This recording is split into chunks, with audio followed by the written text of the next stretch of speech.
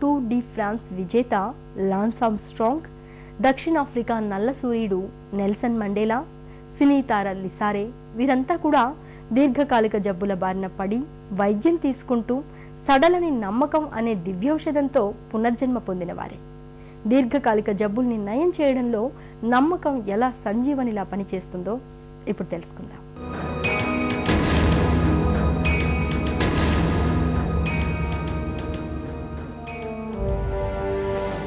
Cure, care medical ప్రాక్టీస్లో వినిపించే జంట పదాలివి.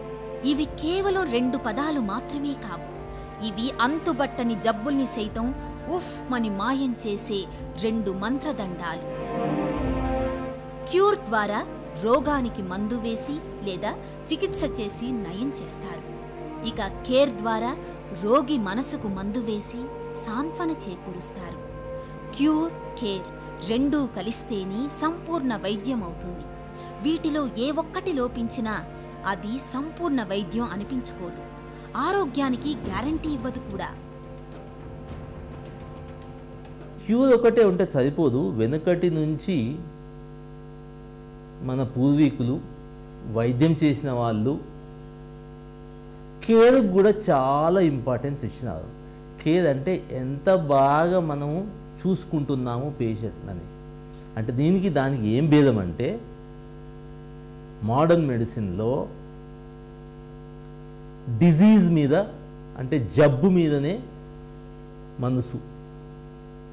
Care అంటే పాతకాలం నుంచి కేర్ అంటే పేషెంట్ ఏమి బాధతో కష్టపడుతున్నాడు అనే దాని మీద బాధను ఆదుకునేందుకు డాక్టర్ ఉన్నాడా లేదా అని అనుకుంటున్నాడా అనేది కేర్లో ఉంటుంది. అంటే మోడర్న్ మెడిసిన్ అంతా ఐక్యూ మీదనే ఫోకస్ చేస్తుంది, ఇంటెలిజెంట్ కోషెంట్ మీద. కానీ వైద్యానికి కావాల్సిన ఐక్యూ ఒకటే కాదు, మెదడు ఒకటే కాదు, దాంతోపాటు గుండె లక్షణాలు కూడా ఉండాలి. దాన్ని ఎమోషనల్ కోషెంట్ అంటాం. ఎమోషనల్ కోషెంట్ అంటే ఫ్రస్ట్రేషన్ను ఎలా హ్యాండిల్ చేస్తున్నాడు, ఆశావాహ దృక్పథం ఎంత ఉంది, ఎదుటి వాళ్ళ కష్టాలను తన కష్టాలుగా అనుకొని వాళ్ళ కష్టాలను తీర్చడానికి ఉద్యుక్తులైతున్నారా కార్యదీక్షతో అనేది ఎమోషనల్ కోషెంట్. ఇవి ఉన్నప్పుడు ఐక్యూ, ఈక్యూ రెండు ఉన్నప్పుడు సోషల్ కోషెంట్ కూడా కావాలి. సోషల్ కోషెంట్ అంటే మనం ఎందుకోసం ఈ వైద్య వృత్తి చేస్తున్నాము, దీని పరమార్థం ఏంటి, సొసైటీకి సమాజానికి మన వంతు పాత్ర ఏముంది అనే దాని మీద కూడా మనసు ఉంటే దాన్ని కూడా ఎస్క్యూ అంటాం. అంటే ఐక్యూ కావాలి, ఈక్యూ కావాలి, ఎస్క్యూ కావాలి. ఇవన్నీ మిళితమైనప్పుడే అది వైద్యం పూర్తిగా ఉంటుంది. లాన్స్ ఆర్మ్స్ట్రాంగ్ మొక్కవోని ధైర్యంతో, సడలని నమ్మకంతో క్యాన్సర్ను జయించిన ధీశాలి.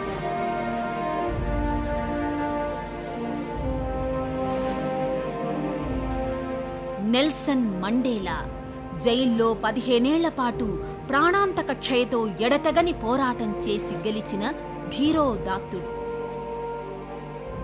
ఇలా చరిత్రలో ప్రాణాంతక జబ్బులతో పోరాడి జయకేతనం ఎగురవేసిన సందర్భాలకు లెక్కే లేదు.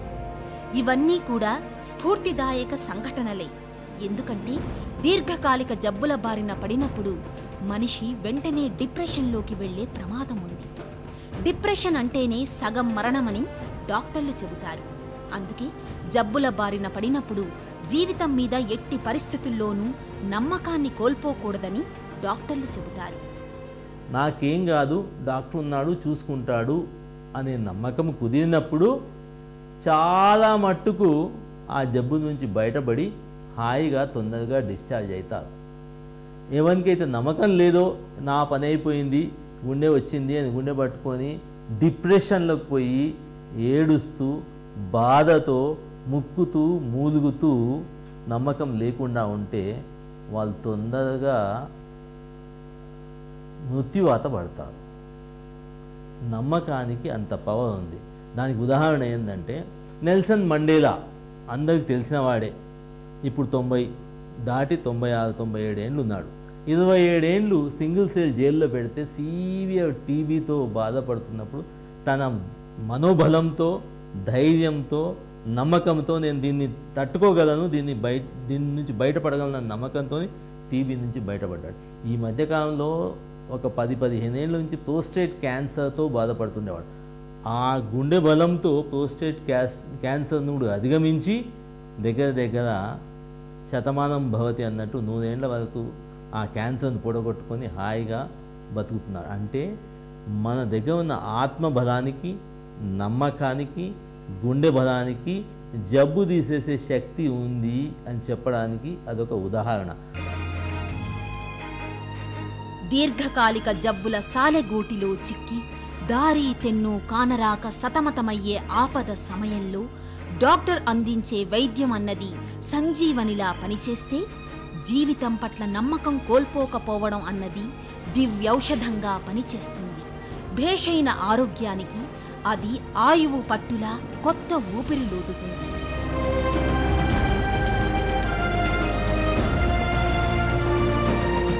దీర్ఘకాలిక జబ్బుల్ని నయం చేయడంలో నమ్మకం ఎలా దివ్య ఔషధంగా సంజీవనిలా పనిచేస్తుందో తెలియజేసే ప్రత్యేక కథనాన్ని చూసాం కదా. తిరిగి రేపటి సుఖీభవలో కలుసుకుందాం. మీ ఆరోగ్య సమస్యల్ని ఈరోజే మాకు రాయండి. మా డాక్టర్లు మీకు తగిన సలహాలు ఇస్తారు. మా చిరునామా Sukhibhava, ETV 2, Ramoji film city, Hyderabad 501512 లేదా sukhibhava@etv.co.in కు మెయిల్ చేయండి.